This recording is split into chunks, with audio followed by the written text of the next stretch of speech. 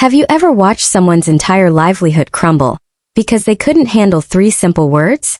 New York City, winter 1949. The most powerful club owner on 52nd Street was about to learn that some performers refused to be anything other than exactly who they are. And what happened in those 4 brutal hours would force every jazz venue in Manhattan to reconsider everything they thought they knew about control. If you love discovering the untold stories behind music history's most incredible moments, please like this video and subscribe to our channel. Hit that notification bell because we uncover the hidden gems that shape the legends we know today. Club Zebra, 52nd Street, Manhattan. January 14, 1949. 8:30 p.m. Billie Holiday walked through the backstage entrance carrying her sheet music. She'd been performing at the Zebra for 3 weeks, drawing packed houses every single night. The club's owner, Vincent Torrino, was making more money than he'd seen in months. But Vincent had a problem with Billie Holiday. She wasn't performing the way he wanted. Vincent Torrino was 44 years old, second-generation Italian-American, and he'd built Club Zebra into one of the most profitable jazz venues in New York City. Vincent understood entertainment. He understood what audiences wanted. Pretty girls who smiled. Pretty girls who made the customers feel good about themselves. Pretty girls who didn't make anyone uncomfortable. Billie Holiday wasn't pretty in the way Vincent wanted. And she definitely didn't smile enough. Vincent had been watching Billie's performances for 3 weeks. Every night, she'd walk onto his stage and sing with this devastating intensity that left audiences silent for long seconds before they erupted in applause. But those silences bothered Vincent. He wanted immediate gratification. He wanted customers ordering drinks, not sitting frozen by some singer's emotional rawness. "She's too serious," Vincent had told his bartender. "People come here to have fun, not to feel like they're in church." Tonight, Vincent had decided to fix the problem. Billie was warming up in the small backstage area when Vincent appeared. He was wearing a perfectly pressed suit, gold cufflinks, and the kind of smile that never reached his eyes. "Billie, sweetheart," Vincent said, his voice carrying the forced charm he used with all his female performers. "I need to talk to you about your act." Billie looked up from her sheet music. She dealt with club owners like Vincent for 15 years. Men who thought they understood her music better than she did. Men who believed they could improve her by making her smaller. "What about it?" Billie asked quietly. "You're a beautiful woman," Vincent said, circling around to his point slowly. "But you're not showing it. You get up there and you're so intense, so focused. The customers want to see you smile. They want to feel good." Billie set down her sheet music. "I smile when there's something to smile about." Vincent's practiced charm wavered slightly. "Look, honey, I'm not telling you how to sing. You sing beautifully. But entertainment is about more than just music. It's about making people happy. It's about giving them what they want to see. And what's that? A beautiful woman who's happy to be there. Someone who makes them feel welcome, appreciated. You get up there looking like you're carrying the weight of the world." Vincent paused, studying Billie's face for a reaction. She was listening, but he couldn't read her expression. That bothered him. He was used to reading people, controlling them. "I'm just saying," Vincent continued, "smile more. Show some personality. Let people know you're having fun up there." Billie was quiet for a long moment. In that silence, the sounds of the club filtered backstage. Conversations, laughter, the clink of glasses. White voices mostly. White people spending money to hear black musicians perform for their pleasure. "Smile more," Billie repeated slowly. "Exactly. You've got a beautiful smile. Use it." Billie looked at Vincent Torrino. Really looked at him. This man who owned this club, who paid her salary, who thought he could instruct her on how to be human while she performed. "Mr. Torrino," Billie said finally, "what do you think I should be smiling about?" Vincent looked confused. "What do you mean?" "I mean specifically. What should I be thinking about up there that would make me smile?" "I don't know. Anything. The music. The audience. Just be happy." "Should I smile about the fact that I had to enter through the back door, because you don't want your customers to see black performers using the front entrance?" Vincent's charming expression faltered. "Now, Billie, Should I smile about the fact that I can't eat in your dining room after my performance? Or use the same restroom as your customers? That's just business policy. It's not personal. Should I smile about the police officer who followed me here tonight? Or the taxi driver who wouldn't pick me up because of my skin color? Vincent was getting uncomfortable. This conversation wasn't going where he'd planned. Look, I'm not asking you to think about any of that stuff. Just think about something nice. Something nice, Billie repeated. She reached into her purse and pulled out a newspaper clipping. She handed it to Vincent. It was from the previous week's New York Times. The headline read, "Negro War Veteran Beaten in Alabama, Dies from Injuries." Should I think about this? Billie asked. This happened to a man who served his country. Should I smile about that? Vincent glanced at the newspaper clipping and handed it back quickly. Why would you carry that around? Because it's the world I live in. Because that could be my brother, my cousin, my friend. Because while your customers are sitting out there having cocktails, people who look like me are fighting for the right to exist safely. That's exactly what I'm talking about, Vincent said, his frustration beginning to show. You can't bring that energy onto my stage. People don't come here to think about politics or social problems. They come here to escape. Escape what? Reality. Life. They work hard all day, they want to relax at night.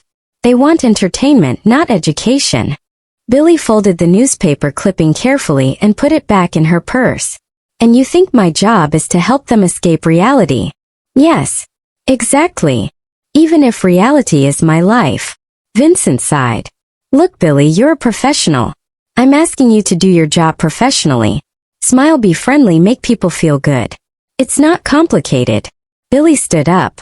She was several inches shorter than Vincent, but something in her posture made him step back slightly. Mr. Torrino, I've been performing professionally for 15 years.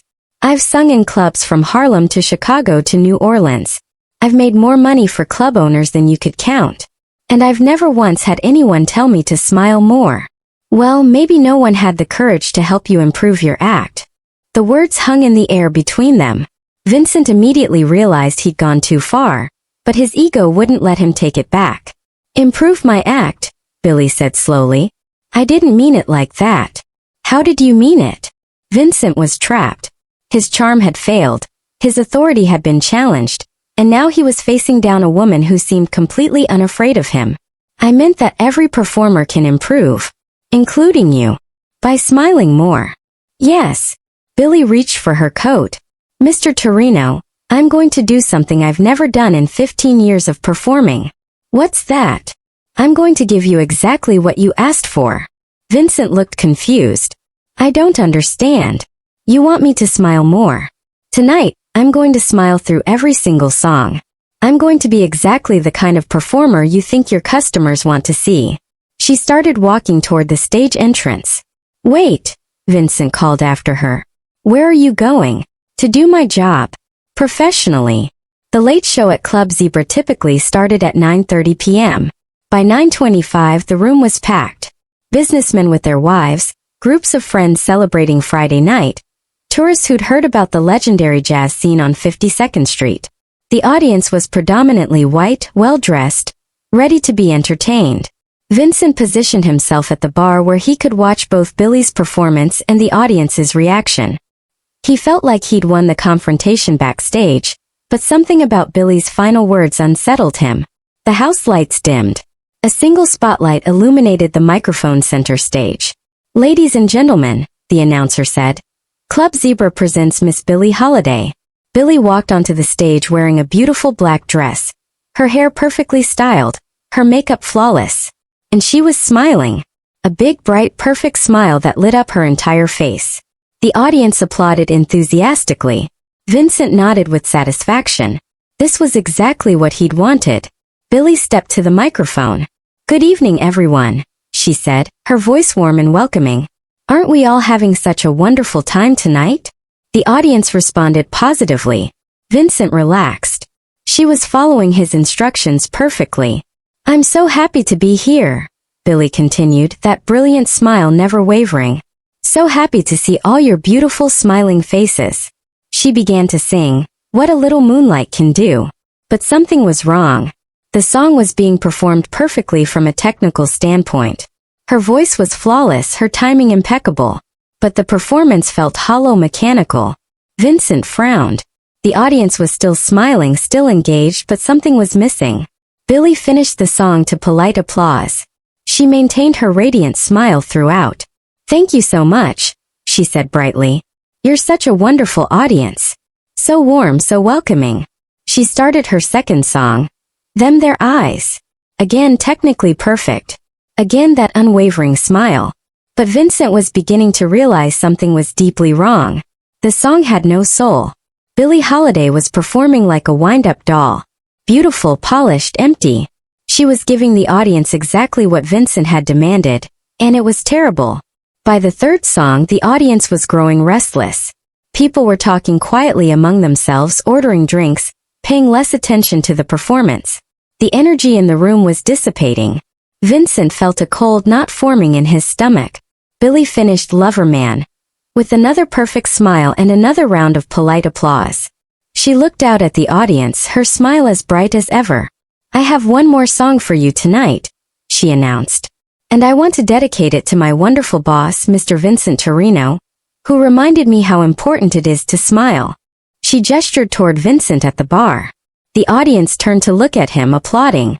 Vincent forced a smile and waved, but he felt exposed, vulnerable. "Mr. Torrino taught me that when you're performing, you should always think about happy things. Things that make you smile. So for this last song, I want to share with you all the happy things I was thinking about tonight." The audience settled in expectantly. Vincent's unease deepened. Billie began to sing Strange Fruit. But she sang it with that same bright smile, that same cheerful demeanor. "Southern trees bear a strange fruit," she sang, beaming with joy. "Blood on the leaves and blood at the root." The effect was horrifying.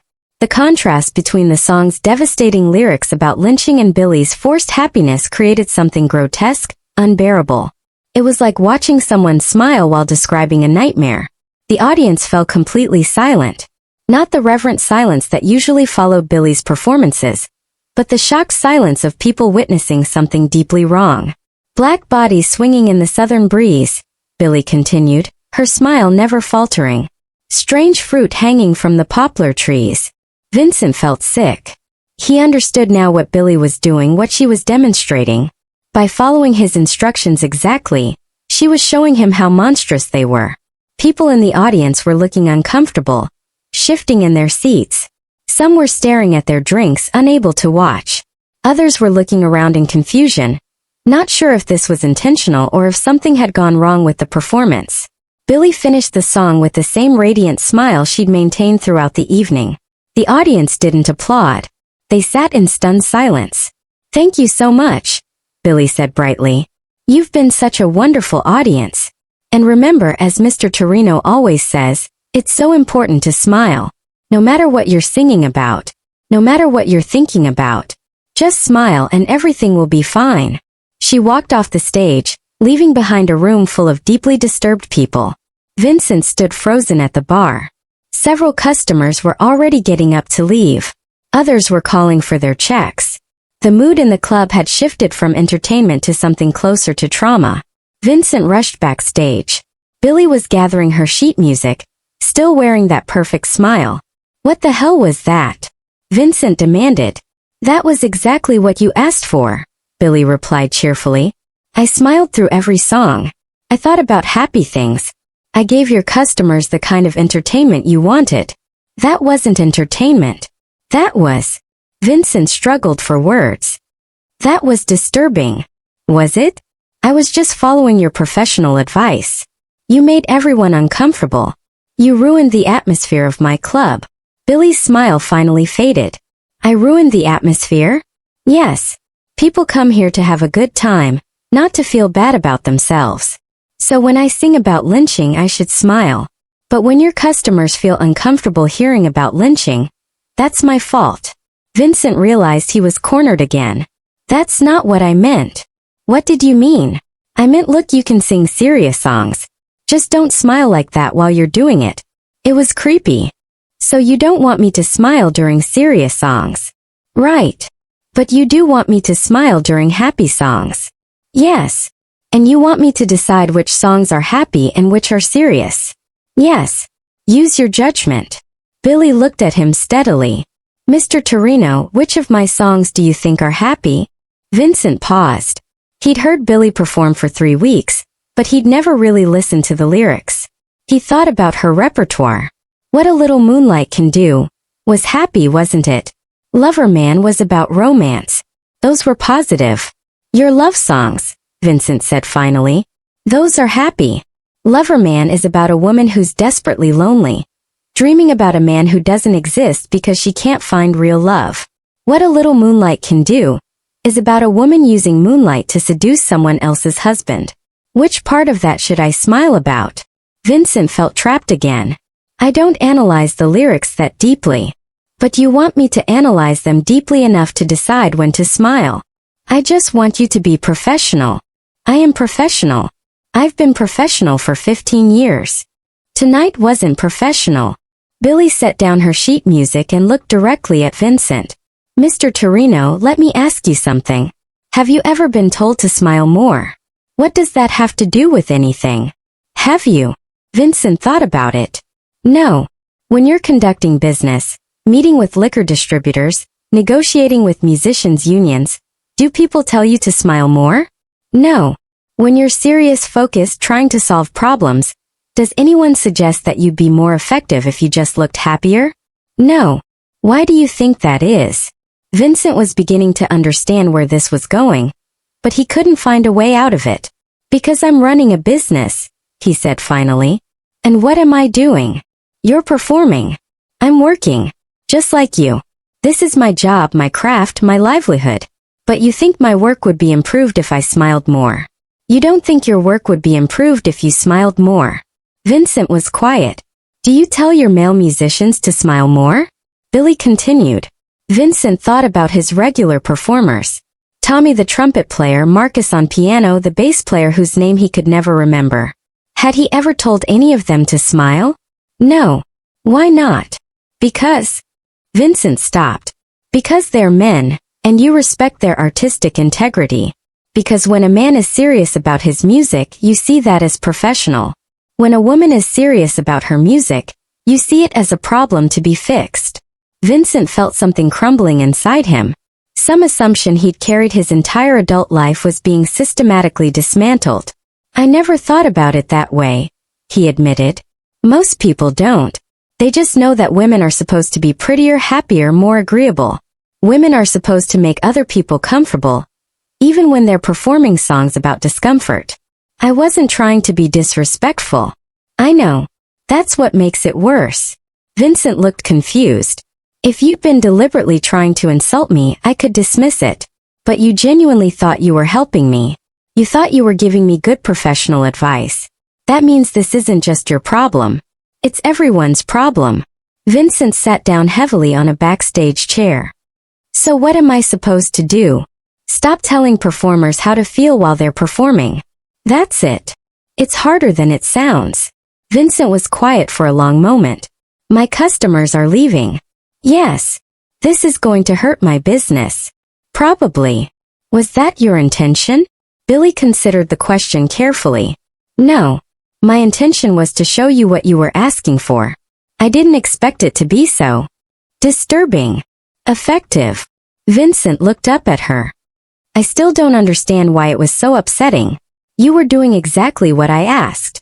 That's why it was upsetting. Vincent struggled with this. But if smiling is wrong and not smiling is wrong, what are you supposed to do? Be human. What does that mean? It means I smile when I feel like smiling. I look serious when I feel serious. I let the music and the lyrics and my own authentic emotions guide my performance. Just like your male musicians do. Just like you do when you're running your business. Vincent nodded slowly. And if customers don't like that? Then they don't like it. But I could lose money. You could. That doesn't seem fair to me. It's not fair to me either. But it's honest. Vincent stood up and walked to the small backstage window that looked out onto 52nd Street. The winter night was cold and clear. A few customers were leaving his club, walking quickly to their cars or hailing taxis. I've been running this club for 12 years, Vincent said finally. I've never had a night like this. I've been performing for 15 years. I've never had a night like this either. Do you regret it? Billie thought about this question carefully. Ask me tomorrow. Vincent turned around. Will you come back tomorrow? Do you want me to? Vincent considered this. Billie Holiday was the most talented performer he'd ever had in his club. She was also the most challenging, the most uncompromising, the most difficult to control. Yes, he said finally. But I don't know what to tell you about tomorrow night's performance. Don't tell me anything. What if customers complain? What if they don't? Vincent looked at her skeptically. You think people want to be disturbed when they go out for entertainment? I think people are more complicated than you give them credit for. And if you're wrong? If I lose customers?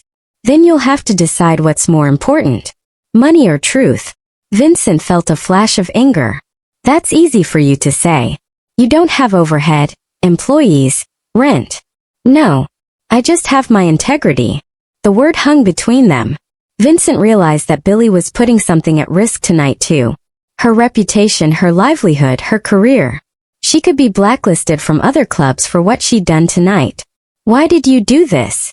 Vincent asked. Really? You could have just quit, found another job. Why make such a statement? Billie was quiet for a long moment. Because you're not the first person to tell me to smile more. And if I don't say something now, you won't be the last. You did this for other performers? I did it for myself. But maybe it helps other people too. Vincent walked back toward the door.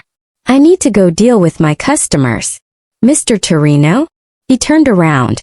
Tomorrow night, I'm going to perform the same songs I always perform. The same way I always perform them. If that's not what you want, you should find another singer. Vincent nodded. And if I decide that's exactly what I want, then you should prepare your customers for something real. Vincent left the backstage area and returned to his club. About half the customers had already left. The remaining patrons were talking quietly among themselves, their conversations more serious than the usual Friday night chatter. Vincent approached a regular customer, a businessman named Harold who came in every Friday with his wife. How did you like the show, Harold? Vincent asked carefully. Harold looked uncomfortable. It was intense. Too intense. Harold considered this. I don't know. I've never heard anyone sing Strange Fruit like that. It was horrifying. I'm sorry if it was disturbing. Don't apologize, Harold's wife interjected. It was supposed to be disturbing. That's the whole point of the song. Vincent looked at her in surprise. What do you mean? The song is about lynching. It should be disturbing. When she sang it with that smile, it forced you to really think about what the words mean. It was brilliant. The reactions were mixed but surprisingly thoughtful. Some people had been offended, disturbed by what they saw as a political stunt. But others seemed moved, challenged, forced to think about things they usually avoided. By closing time, Vincent was confused. The next morning, Vincent arrived at Club Zebra to find 3 messages waiting for him. The first was from a music critic at the Village Voice, asking for an interview about Billie Holiday's innovative performance art. The second was from a regular customer, canceling his usual weekend reservation. The third was from a jazz enthusiast from Philadelphia, asking about tickets for next weekend because he'd heard about the most powerful performance on 52nd Street. Vincent spent the day wrestling with the decision. Fire Billie Holiday and return to safe, profitable entertainment? Or keep her and see what happened next? That evening, Billie arrived at her usual time. She found Vincent waiting backstage. I've been thinking about what you said, Vincent told her. About truth versus money. And I think I've been in the entertainment business so long, I forgot the difference. What are you saying? Vincent took a deep breath. I'm saying do whatever you think is right tonight. Smile when you want to smile. Be serious when you want to be serious. Just be honest. Billie studied his face. And if customers leave? Then maybe they weren't the customers I wanted anyway. That night's performance was everything Vincent had originally been afraid of. Billie sang with devastating emotional honesty. She smiled during the genuinely joyful moments, looked serious during the introspective songs, and broke hearts during the ballads. The audience was completely silent during Strange Fruit, not because they were disturbed but because they were moved. When the performance ended, the applause lasted longer than Vincent had ever heard in his club.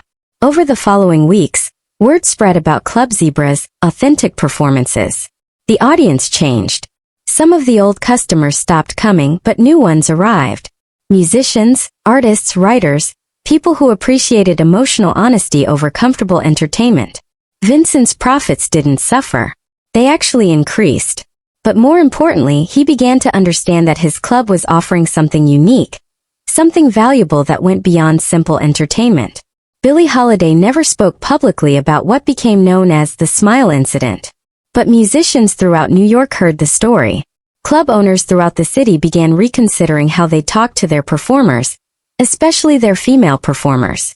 The story of Billie Holiday and Vincent Torrino never made headlines.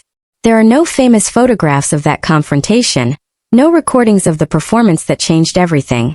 But the ripple effects of that night continued for years, influencing how artists and venue owners interacted throughout New York's jazz scene.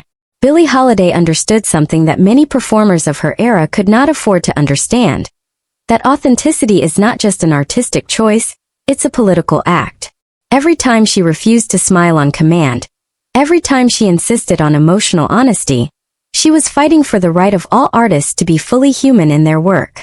The night she gave Vincent Torrino exactly what he asked for, she proved that sometimes the most effective resistance comes not from refusing to comply, but from complying so completely that the absurdity of the request becomes impossible to ignore.